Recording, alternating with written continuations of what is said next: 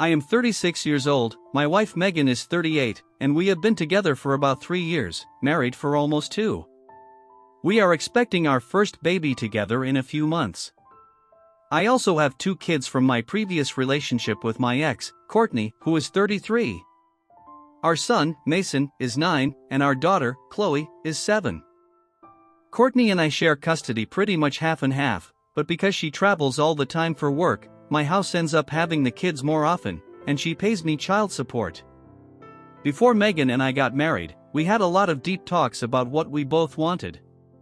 She was very clear that her dream was to be a stay-at-home mom. I told her I was okay with that, and that my income could support it, but I was also very upfront. If she was going to stay home, she needed to be a full-time mom to all 3 kids, not just any future baby we had together. She agreed enthusiastically. She told me more than once that she was excited to be a bonus mom and a stay-at-home mom for all of them. As you can probably guess, that has now changed. A few days ago she sat me down and told me that, at a minimum, she wants her first year of motherhood to be spent focusing only on our new baby. She said she does not want to be responsible at all for Mason and Chloe during that first year.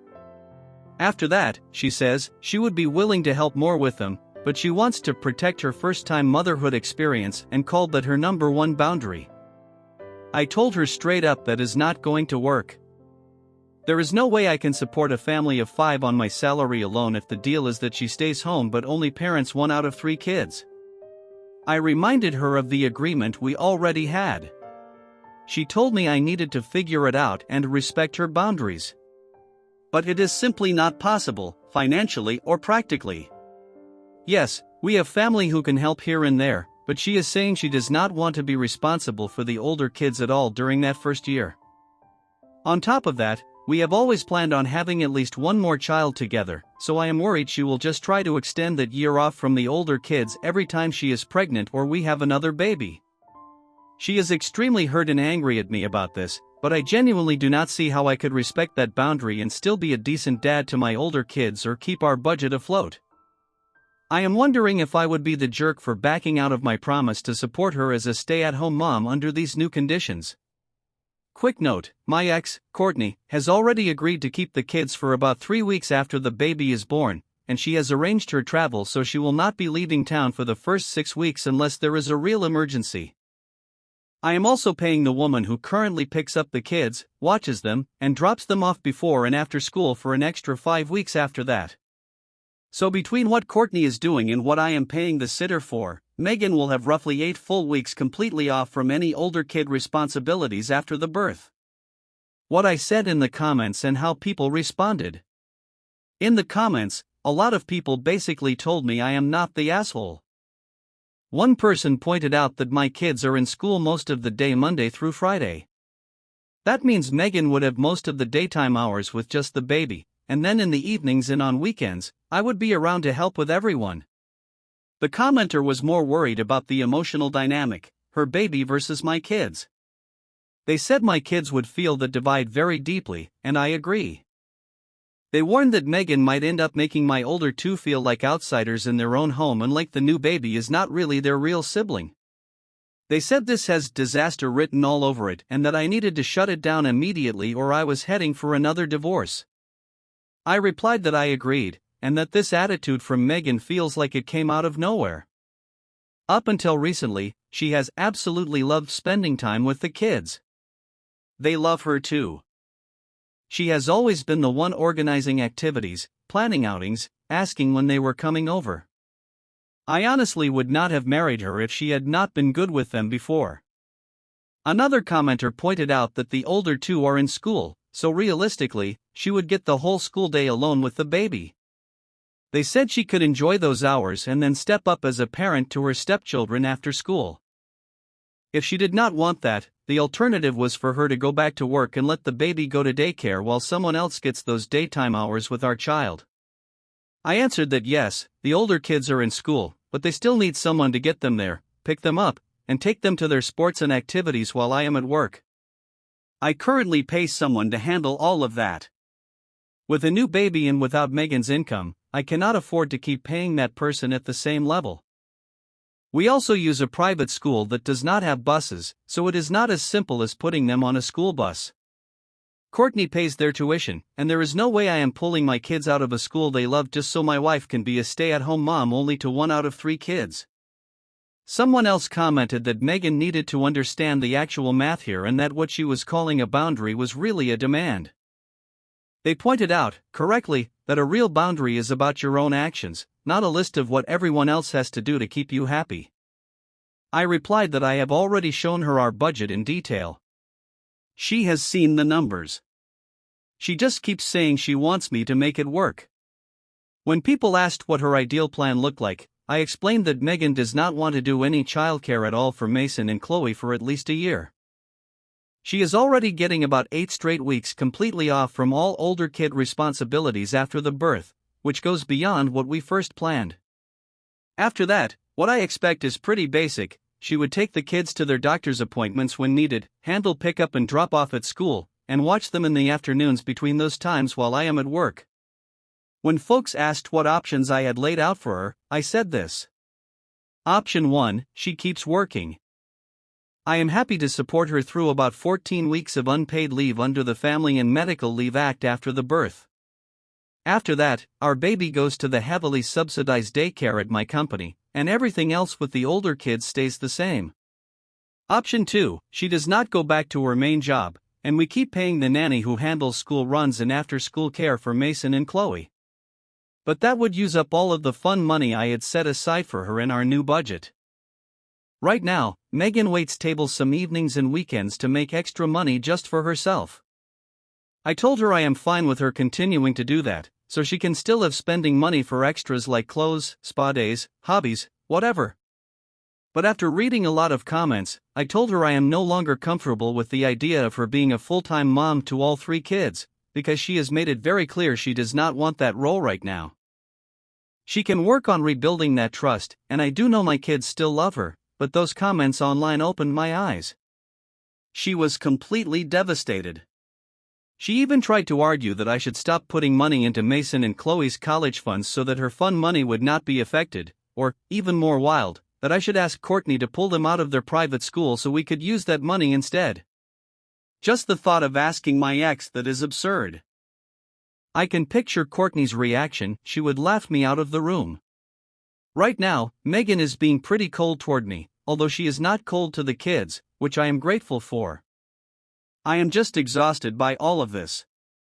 We have a joint therapy appointment coming up on Tuesday, and I am hoping it helps, but she has really messed with my trust. For context, Courtney pays me child support because she works in a very high-paying job and travels constantly. Whenever she is out of town during her parenting time, I say yes to taking the kids unless I absolutely cannot. On the few occasions when I could not, either her husband or my parents stepped in and watched them. Update after talking things through more. I posted a more detailed version of this on another forum, but it got removed, so here is the short version of what has happened since. Megan and I had several conversations about her being a stay-at-home mom not only to our future child but also to Mason and Chloe. Now she is saying she wants the first year of our baby's life to be all about the baby and nothing to do with my older kids, and I told her that will not work for me or for our budget. I sat her down and laid everything out clearly. I told her her demands were out of line and incredibly entitled.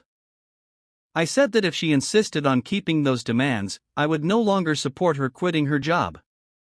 I also told her that sending my older kids away for 3 full weeks when the baby is born is too much, even though I had originally agreed to 2. I told her if she goes into labor while we have custody, my parents will keep Mason and Chloe while we are in the hospital, but I am not shipping them off to Courtney's place for several weeks just because Megan does not want them around. That is not what normal families do, and I am not going to do it. Still, to compromise, I offered this: for the first 3 months after the baby is born, I would keep paying the nanny to handle the older kids' transportation and after-school stuff. That is actually more help than we originally planned and more time off than Megan had first talked about. I thought that was a very fair middle ground. She completely lost it. She told me I was not respecting her first-time motherhood and that she should not have to care for kids she did not give birth to for the first year of her baby's life. By that point, I was done arguing. I told her she needed to really think about what she was saying, because none of this was new or a surprise. She had agreed to all of it before we ever got married. I reminded her that I could technically make it work on just my salary, but doing that would mean cutting the money I had set aside for her personal spending, things like shopping, self-care, and fun stuff. And I am not comfortable putting an adult in a position where they are completely financially dependent on me and then telling them they cannot have any spending money for themselves. I showed her our budget. That backfired, because she immediately came up with solutions that all punished my older kids instead of affecting her at all. Her ideas were: pull Mason and Chloe out of their private school, then ask Courtney to give that tuition money and the child support directly to us for household expenses instead. Stop contributing to my older kids' college funds so there would be more money for Megan's extras. Sell my fishing boat and cut other things that matter to me personally, but not cut anything that affects her. Every one of her suggestions involved sacrificing my older kids' future or my own things, and none of them involved her giving up anything meaningful. The suggestion about taking the kids out of school was beyond unreasonable. I could only imagine that conversation with my ex, Courtney, and yeah, she would absolutely laugh me out of the country. I told Megan that all of these ideas were non-starters and just showed me exactly where her priorities are. So I said this plainly: if she could not agree to basic, common-sense compromises, then I could not trust her to be a full-time mom to Mason and Chloe. There is zero difference in how much I care about my older kids versus our new baby, and I have to protect all of them equally.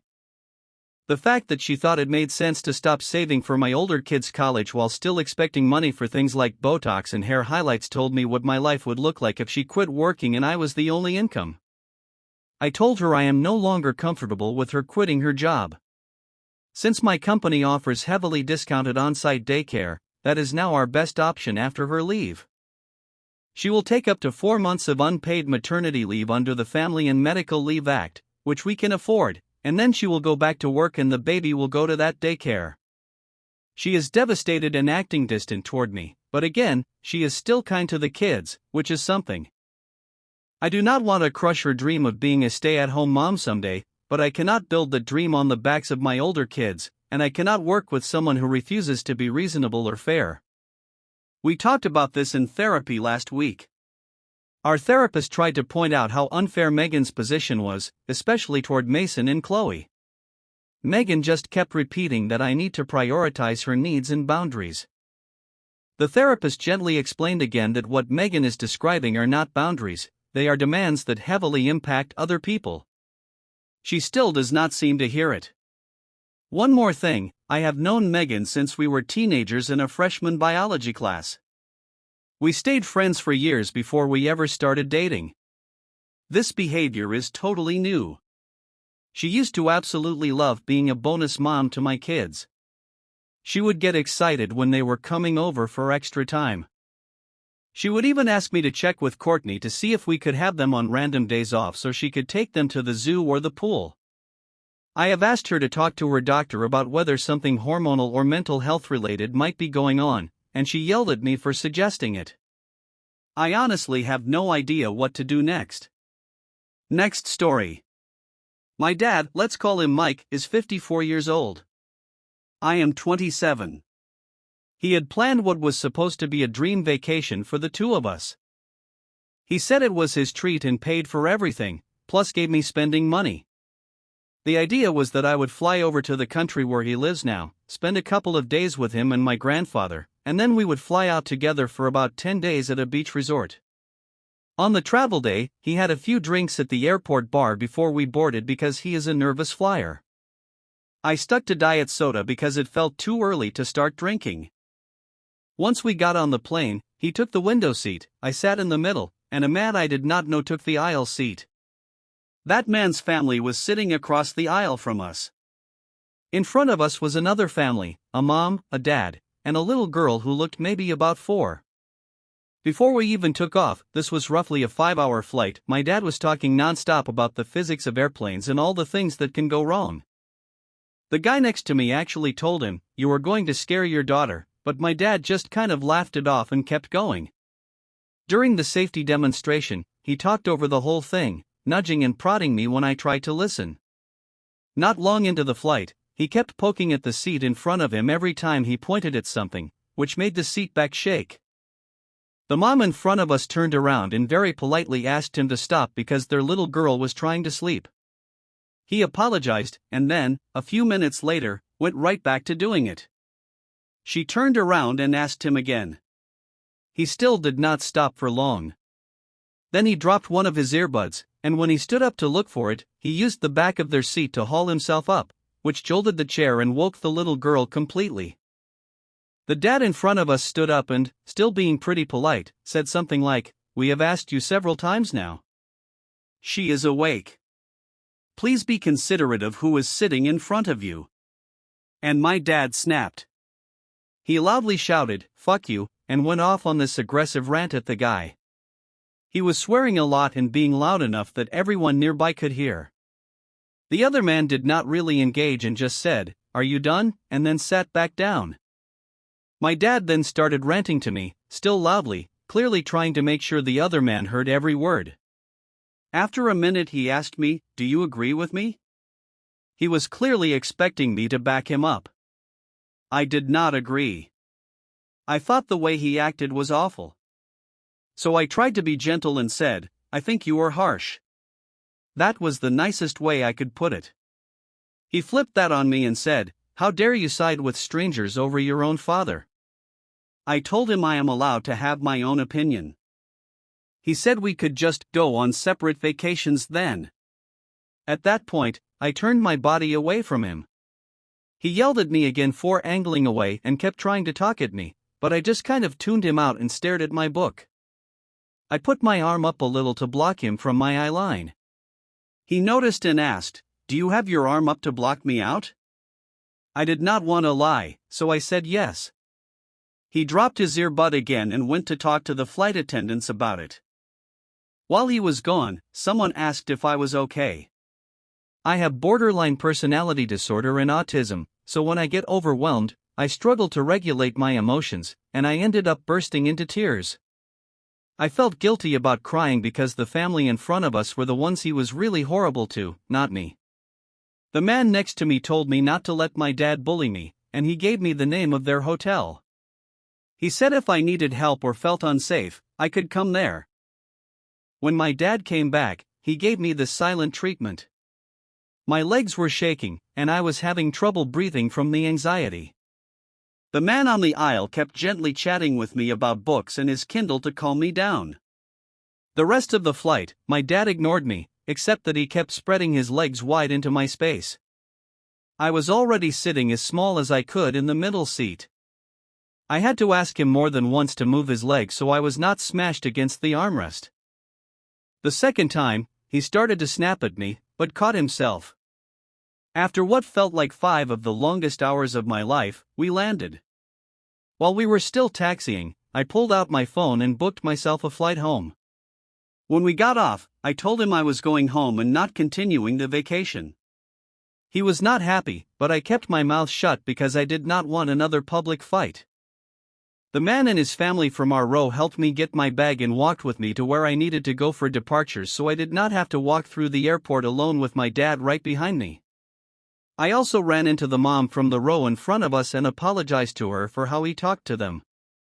I told her they did not deserve that at all. When I picked up my suitcase from baggage claim, my dad texted me that he was stranded and that his wallet, headphones, and tobacco had been stolen. At first I thought maybe security had taken them, because of how he had been acting on the plane. I texted back, "Who took them?" He called and asked me to meet him, so I did. He told me he had been robbed and claimed that the people in front of us were sliding his jacket out from under the seat and taking things out of his pockets. The seat in front of him was the one with the little girl. He said that was why he had been kicking off on the plane, and he said I had sided with them and talked to them the whole time. I said I had not talked to that family at all during the flight and that I was talking to the man next to me, not them. He insisted they were all together, even though they did not act like they were traveling as a group at all. They barely interacted and got their bags separately. He said there was security camera footage and that the police were involved. Honestly, his story did not add up. For one thing, he said his headphones had been stolen, but I watched him drop his earbud repeatedly after yelling at that family, and he had them in his hand when he came back from talking to the flight attendants. It just did not make sense. I told him, I am sorry if you were robbed, but you were really unkind to me and to that family, and I did not do anything wrong. He went straight back to ranting about how I was siding with thieves instead of him, so I just walked away. That was 3 days ago. I have not seen or heard from him since. I felt guilty at first, because he was excited about the trip and had worked hard to pay for it. If he really did lose his headphones and his cash, that sucks. But I also felt sick to my stomach thinking about staying in a foreign country alone in a hotel with him for 10 days after what I had just seen. People who care about me pointed out a lot of other things that were off before all this happened, and after thinking about it, I am honestly glad I did not go. I have decided to go no contact with him. It has been about a week and a half since I left him standing in the airport, and he still has not reached out anyway. Here are some of the other things that made me uncomfortable and that I think influenced my decision. One time he was texting me and joking about ordering condoms and batteries for me. I asked him why, and he said, "It is not weird for your dad to order you something that gives you pleasure, is it?" He said when the package arrived I would be in heaven and screaming in pleasure and to make sure to send him a video. I told him flat out he was making me uncomfortable. Then he tried to play it off and said he meant chocolate, called me a dumbass, and said I was the weird one for thinking anything else. He constantly makes sexual comments about women around me and once told me he likes curvy women in a size that just happens to be my clothing size. A friend pointed out that is not normal to say to your daughter, and it clicked how creepy that is. For this trip, he booked a small one-bedroom apartment. The plan was that I would have the bedroom and he would sleep on the pull-out sofa in the living room so I would have privacy. Then he warned me that when he is relaxing at night, he tends to kick all his clothes off, so if I am in the living room, I should look away if I do not want to see him naked.